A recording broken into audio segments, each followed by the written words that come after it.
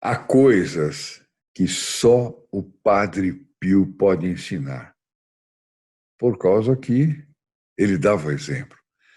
Olá, amigos e amigas da Associação Regina Fide, meu nome é Odério Gutierrez e este é o programa Padre Pio.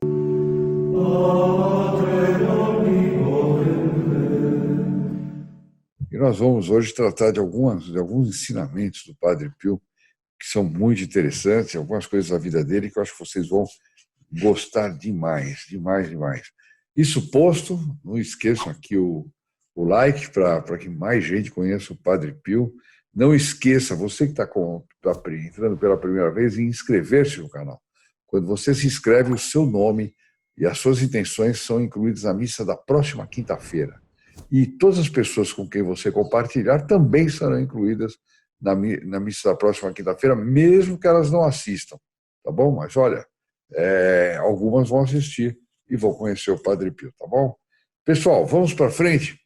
Hoje eu vou ler um trecho aqui do excelente livro do Santo Terceiro Milênio, do Olívio Chesca, que sempre tem relatos maravilhosos e interessantes e que eu recomendo que comprem esse livro. Eu não sei como é que se ele se tem edições novas. Eu comprei o meu num sebo e fico encantado com o que tem nesse livro. Bom, ele aqui faz um relato do início da transição do Padre Pio do convento de Foggia para San Giovanni Rotondo.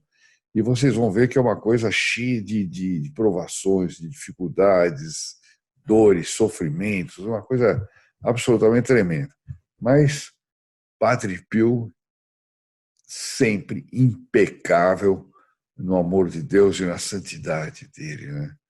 Então eu vou começar lendo aqui. Não era só o trabalho da vida religiosa que prostrava Padre Pio, mas alguma doença misteriosamente provocava-lhe febre tremenda, chegava a arrebentar o termômetro, né? Dores e vômitos, debilitando de uma forma preocupante dia após dia. Em pleno verão, que em Foggia é a pior estação do ano, a cidade é situada a apenas 76 metros acima do nível do mar. No verão vira uma fornalha. Para alguém como ele estava no convento de Foggia, para alguém como ele, vindo de regiões mais temperadas, o sufoco do Tavoliere em chamas era algo mortal, como se vê por essa carta ao padre Benedetto, que ele diz assim: a cabeça me dói fortemente e, em certos momentos, não consigo reordenar minhas ideias por causa do calor. 1916, portanto, ele era jovem ainda, bem jovem e muito doente. Bom, olha só que coisa, né? A gente está com uma dor de cabeça, nós temos hoje nem sei quantos analgésicos aí para tomar, né? Passa logo, etc. Naquele tempo não era assim, não. Era tremendo, devia ter um chazinho de alguma coisa que melhorasse, mas não tinha esses remédios bombásticos que hoje em dia mata a dor de cabeça em questão de minutos, né? Não, ele ficava eram tão fortes que ele não conseguia sequer reordenar as ideias por causa do calor. Meu Deus. Não sei se vocês já moraram em lugares, muitos de vocês moram em lugares calorentos, né? Principalmente mais o pessoal do norte, nordeste, etc. É terrível. Eu sei também que o frio para vocês é uma coisa tremenda, né? Eu pessoalmente gosto do frio, mas eu morei em regiões da Europa que o calor era a ponto de você, sei lá, ficar semi-morto, né? Então eu entendo aqui o que o Padre Pio está dizendo. Ora, em julho ocorreria a festa de Santa Ana, a qual era dedicada à igreja do convento. Então, o convento de Foggia chamava Convento Santa Ana. Em preparação, realizava-se uma novena aberta ao público. Para pregá-la, convidava-se cada dia um padre de fora, e o convidado daquele ano era o padre Paulino, que muito estimava o padre Pio. Ele ficou chocado com o estado de saúde do confrade, que mal conseguia manter-se em pé. Olha só a situação do padre Pio. Sua situação era realmente preocupante. Não conseguiu reter no estômago a mínima parte do que engolia.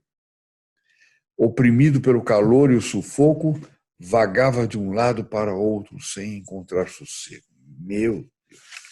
Estava quase que vivendo um inferno nessa terra, né? Ora, entrava no quarto, ora ia sentar num velho divã por alguns minutos, ora ia estirar-se um pouco no divã do superior providencial. Imagina a extrema fraqueza que se encontrava o Padre Pio, né? Sim, era urgente fazer alguma coisa pelo confrade, mas o quê? Para começar, tirá-lo daquela fornalha. Tem que tirar ele daqui. Essa região aqui não dá, vai matá-lo. Por isso, no final da novena, renovou-lhe o convite de ir passar uma temporada em San Giovanni Rotondo. Quer dizer, o padre Paulino falou, vamos passar um tempo lá. Não. Ali poderia, depois São Giovanni Rotondo é alto, é uma delícia, uma brisa contínua, né? Por isso, no fim, ali poderia, ao menos, respirar um pouco de ar fresco, mais carregado de oxigênio, como ocorre nos lugares montanhosos. Tratava-se, no dizer de Winovska, que é uma biógrafa, né, do Padre Pio, ela dizia, de um lugarejo aninhado num redemoinho de gargantas atormentadas e tristes a uns 30 quilômetros de Foggia, onde ficava São Giovanni. Era só subir a montanha ali. Além de respirar um ar mais salubre, poderia fazer companhia aos poucos frades que não tinham sido convocados para o exército, porque naquela época todo mundo estava sendo convocado para o exército. Olha que tremendo isso. O Padre Pio também foi a horas tantas, quando ele estava melhor de saúde. Antes, porém, precisava convencer o Padre Pio, que logo objetou. Olha a vigilância do Padre Pio em matéria de obediência, hein? Que coisa impressionante. Ele disse, e o provincial? O que ele vai dizer se eu for com você? Disse o outro padre. O outro padre responde, e o que ele poderia dizer? Antes de nada, precisa saber que para poucos dias não se necessita da permissão do provincial. Em se tratando de conventos limítrofes, como são os de Foggia e San Giovanni Rotondo, basta a permissão do superior local. De mais a mais, não vai para ficar, vai apenas de passagem por alguns dias em busca de um pouco de alívio longe desse sufoco. Padre Pio, com esses argumentos, aceitou e logo ao chegar sentiu-se aliviado. Parecia-lhe ter renascido. Olha aqui, o lugar dele era lá, né? Não tem conversa.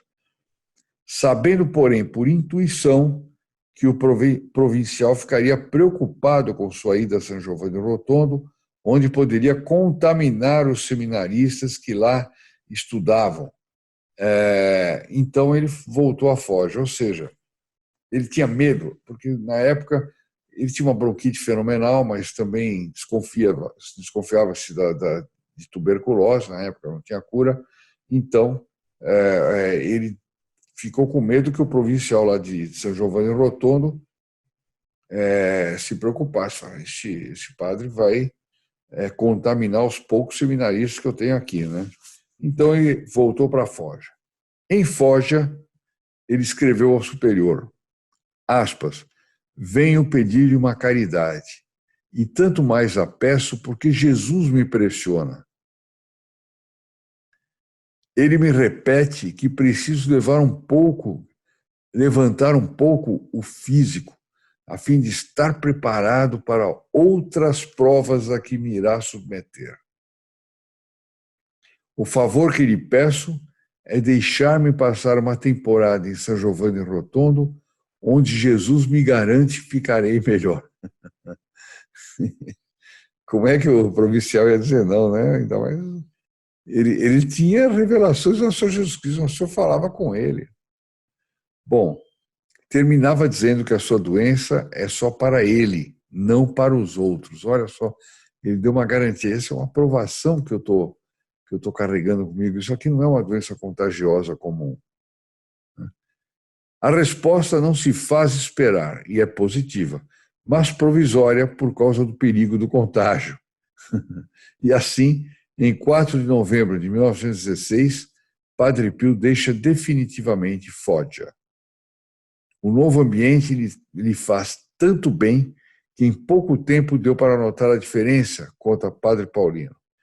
Ele respirava com prazer o ar fresco das montanhas que circundavam o convento e não mais sentia aquela sonolência, aquele peso que o oprimia no clima abafadiço de Foggia.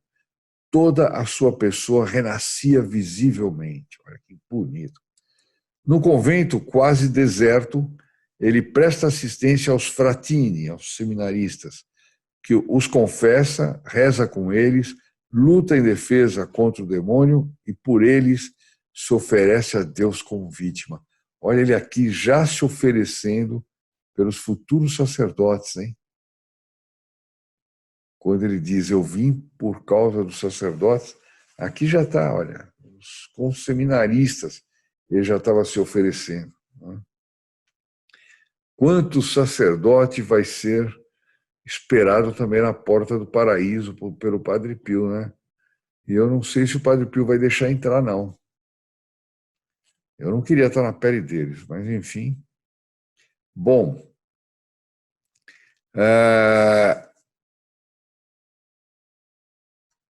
no começo ele esbarra com certa desconfiança, que vai superando até ganhar-lhes por inteiro o coração. Então, aqui tem, aspas, aqui escreve o futuro padre Frederico Valforte, que era na época um seminarista dele, diz assim, sua cátedra de ensino para nós era a capela, onde passava longas horas de joelhos em adoração. Essa era a grande cátedra de ensino do Padre Pio para os seminaristas. Sua mão direita estava sempre desfiando o volumoso rosário preso ao cordão. Essa era outra cátedra do Padre Pio. Ele estava ensinando esses futuros seminaristas como deveria ser um padre de verdade.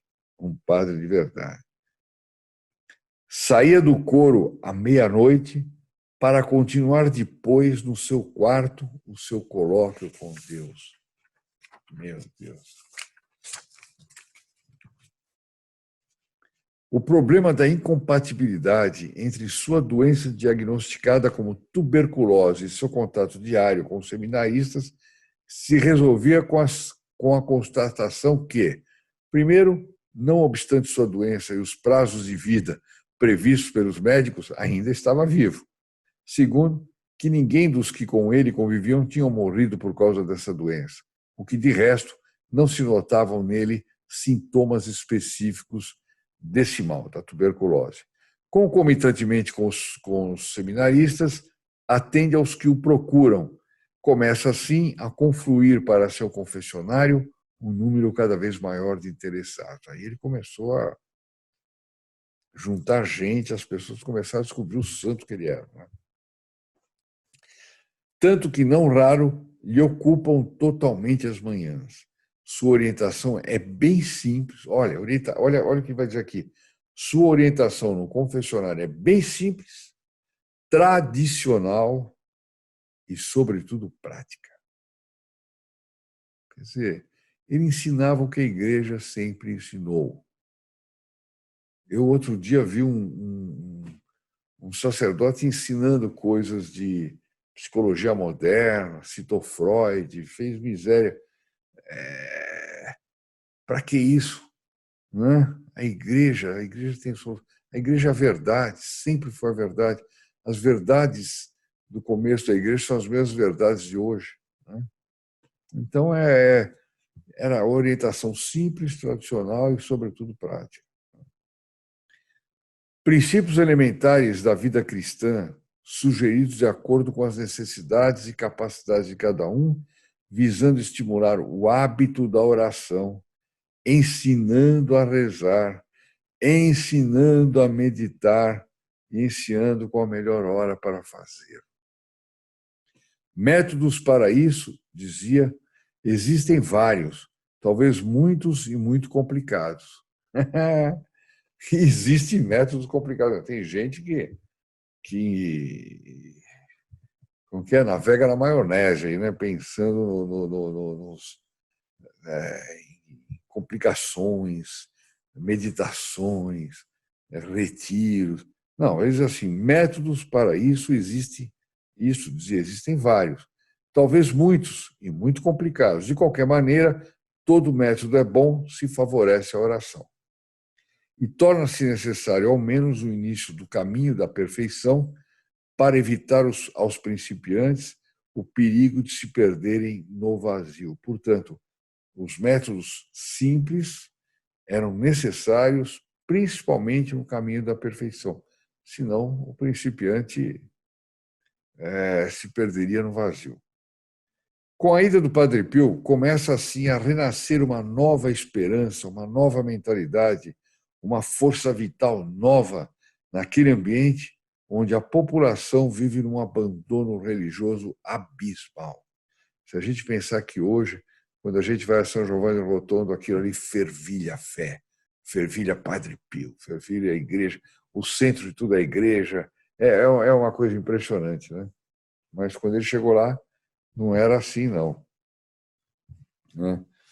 Pouco a pouco, recorda Mischitelli, que ali morava e ali tinha nascido. Ele diz: pouco a pouco, a gente da aldeia se deu conta do recém-chegado e descobriu no seu rosto, no seu caminhar, no seu falar, no seu celebrar a missa, algo algo novo ou de antigo. A gente simples não se põe muitos questionamentos. Quer dizer, ali, ao mesmo tempo, tinha algo novo, que era uma fé fantástica, uma preparação para a missa, uma missa que transcorria num ambiente de graças e bênçãos, de silêncio, de oração, de recolhimento, uma coisa tremenda, né? E, ao mesmo tempo, tinha tudo da igreja de sempre. O que ela tinha a mais? Ela tinha essa explosão de santidade, essa explosão de amor de Deus. Não tinha um modismo. Ele não colocou lá nenhuma bandinha nova, não colocou lá um monte de cartazes falando de justiça social, nada disso. Ele simplesmente afervorou aquilo que já tinha na igreja. Nesses casos, move-se com o fato selvagem que lhe vem dos ancestrais. E ali está o mérito daquela gente simples, de ter intuído a extraordinariedade daquele frade necessitado de ares puros e de Deus, como dom do céu à igreja necessitada, ela também de ar puro. Quer dizer, o povo simples via que mais do que um padre que estava precisando de ar puro, era a cidade que estava precisando do ar puro que esse padre trazia. Foi assim que começou essa onda de graças e de santidade em São Giovanni Rotondo. Aí, meus amigos, olha que história linda, né? Vale muito a pena a gente conhecer cada dia um aspecto do Padre Pio. E aqui é como nós dissemos, só ele poderia nos ensinar essa lição, só ele podia ensinar isso porque ele praticava, né? Porque ele dava o exemplo. É uma coisa fantástica. A gente vê hoje tantos e tantos casos, às vezes falsos, às vezes verdadeiros, às vezes são piores do que a gente imagina, etc., etc., né? De pessoas que deveriam dar o exemplo, deveriam ser outros Padre Pios, né? Ou que tiveram chamado para isso e que às vezes se desencaminham, né? No meio da rota, na hora que está seguindo a rota, né? Acontece, tem que estar vigilante. Se o Padre Pio não estivesse vigilante, o Padre Pio caía, né? Mas não. Ele crescia no amor de Deus, crescia no amor de Deus, crescia no amor de Deus. Isso lhe dava garantia. Era aquela frase de Santo Agostinho: ama e faz o que queres. Quando a gente ama a Deus, pode fazer o que quiser, porque nunca vai fazer uma coisa errada. Não dá para fazer uma coisa errada. Eu me despeço, até a próxima, com a Ave Maria, um por todos, todos por um. e a bênção do nosso querido Padre Pio. Salve Maria. Ave Maria, cheia de graça, o Senhor é convosco. Bendita sois vós entre as mulheres, e bendito é o fruto do vosso ventre, Jesus. Santa Maria, Mãe de Deus, rogai por nós, pecadores, agora e na hora da nossa morte. Amém. In nome del Padre, del Figliolo e dello Spirito Santo, e così sia. Sia lodato Gesù e Maria, e buonanotte a tutti.